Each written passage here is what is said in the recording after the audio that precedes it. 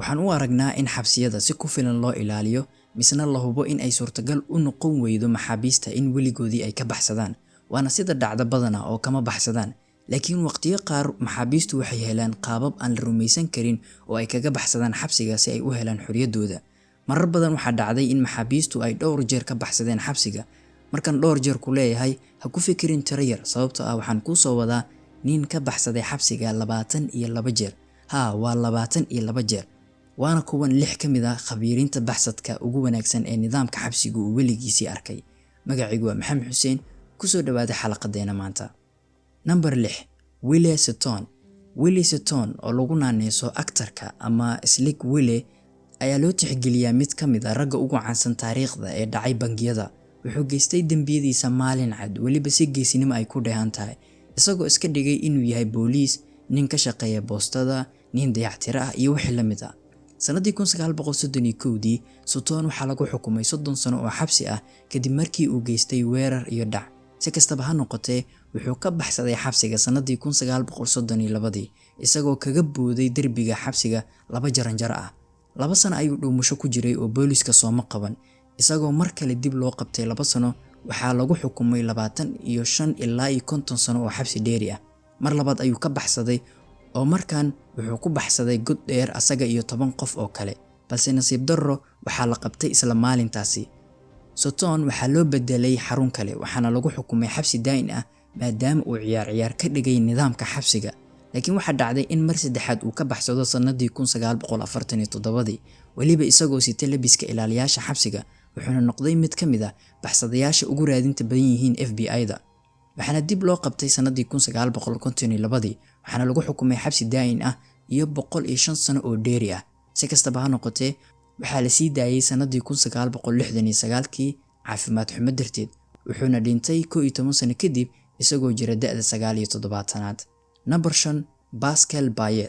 Pascal Bayet waa dambiile Faransiis ah markii hore waxaa lagu xukumay 30 sano oo xarig ah maadaama dil uu geystay intii uu socday dhac loo adeegsaday gaari amni sanadii 1997 wuxuu caan ku ahaa inuu xabsiga kaga baxsado qaabka filimada Hollywoodka isagoo adeegsanaya helicopter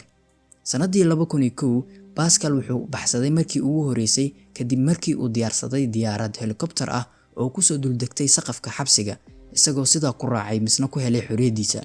2 sano kadib wuxuu dib ugu soo laabtay xabsiga isagoo wata helicopterkiisa si uu la baxo 3 ka mid ah asxaabtiisa oo meesha ku xirnaa asaga waa uu baxsaday booliiskii waa ay soo qaban kari waayeen 2 sano ay raadintiisa ku jiraan asagana wuxuu go'aansaday in uu dib ugu soo laabto xabsiga misna uu la baxo saaxiibadiisa waxaan filayaa ninkan uu badsaday filimada yacni nasiib darrase dhammaan afartooda waxaa la qabtay 3 toddobaad kadib Pascal markan waxaa la geliyay qol kaligiisa oo asxaab dhan looma yeelin sidoo kale muddo yar kadib xabsiga waa laga bedeli jiray oo mid kale ayaa loo wareejin jiray si qorshaha baxsadka uu ugu adkaado laakiin sanadii 2007 waxaa dhacday in uu mar kale ka baxsado xabsiga markan 4 nin ayaa waxay helicopter ka soo xadeen magaalada Cannes qaasatan madaarka Mendelio waxayna soo weerareen xarunta uu ku xirnaa Pascal sidii ayna kula bixin ninkan waxaana 3 bilood kadib lagu qabtay magaalada Barcelona ee dalkaasi Spain waxaana lagu soo celiyay Faransa sidii ayna lagu xabisay qofna ma oga meesha uu ku jiro maalinkan number 4 Richard Lee McNair waxaa la qabtay sanadii 1988 kadib markii uu dilay hal nin isla markaana dhaawacay mid kale intii uu socday isku day dhac uu geysanayay kadib markii la keenay xarunta booliiska wuxuu iska furay takiinadihii ku xirnaa gacmaha wuxuuna ka baxsaday saldhigga booliiska markii ugu horeysay si kastaba ha noqotee waa la eriyaday waana la soo qabtay waxaana lagu xukumay xabsi daa'in iyo 30 sano oo dheeri ah sanadii 1992 Richard ayaa mar labaad baxsaday isagoo ka dhex dusay hawo-mareenka xabsiga 10 bilood kadibna waa la helay oo waxaa loo diray xabsi federaal Richard waxaa lagu sifeeyay inuu yahay maxabuus dhib badan sanadii 2006 Richard wuxuu shaqadii uu ka hayay xabsiga u adeegsaday si uu u sameeyo goob lagu baxsado oo xitaa u dhameystiran tubada neefsashada wuxuuna ku qariyay boorso weyn oo lagu keediyo boostada kadib markii boorsadii la qaaday oo la geeyay bakhaarka ayuu ka baxsaday halkaasi saacado kadib waxaa wadada ku qabtay booliis oo su'aalo weydiiyay balse nasiib wanaag wuxuu awooday inuu ka caqli baday booliiskii waana la fasaxay waxaa jira muuqaal ay duubtay kaamirada saarneed gaariga booliiska xilligii uu su'aalayay qaybta hoose ayaan idin soo dhigi doonaa linkiga halkaasi ka daawada sheekada xiisaha badan ee dhaxmartay booliska iyo ninkan. McNair wuxuu xor ahaa 18 bilood ilaa ugu dambeyntii laga soo qabto sanadii 2007 waxaana loo diray xabsi leh amni aad u sareeya isaga loo ogoleen in uu xiriir ah la sameeyo dadka. Number 3 Yoshi Shiratori. Yoshi Shiratori wuxuu ahaa nin reer Japan ah oo taariikh nololeedkiisii laga qoray sheekada caanka ah ee Hancock. Sanadii 1933 ayaa la qabtay isagoo looga shakiyay dil iyo dhac waxaana la filayay in lagu xukumo dil. Si kastaba ha noqotee wuxuu xabsiga ka baxsaday sanadii 1936 misna wuxuu iska furay quful ku xirnaa gacmihiisa isagoo isticmaalaya silig yar. Yoshi dib ayaa loo soo qabtay balse wuxuu haddana ku guuleystay in uu mar kale baxsado sanadii 1942 isagoo ka booday meel ay hawada ka soo gasho oo ku taal saqafka sare. ninkan mar kale ayaa dib loo soo qabtay haddana balse wuxuu mar kale awood u yeeshay in uu xabsiga ka baxsado sanadii 1944 isagoo wax aad u fudud ka dhigay xabsiyada Japan. Shiratori waxaa dib loo soo xiray markii afraad sanadii 1946 waxaana lagu xukumay dil toogasho ah. inta la sugayay in lagu fuliyo xukunka ayuu haddana baxsaday isagoo duleel ka qotay qolka uu ku xirnaa. sanadii 1948 wuxuu u qirtay sarkaal booliis ah in uu yahay nin ka baxsaday xabsiga waxaana dib loogu soo celiyay xabsi isagoo lagu xukumay kaliya 20 sano laakiin waxaa la sii daayay sanadii 1961 wuxuuna u dhintay wadna xanuun sanadii 1979. Number 2 Stephen J. Russell.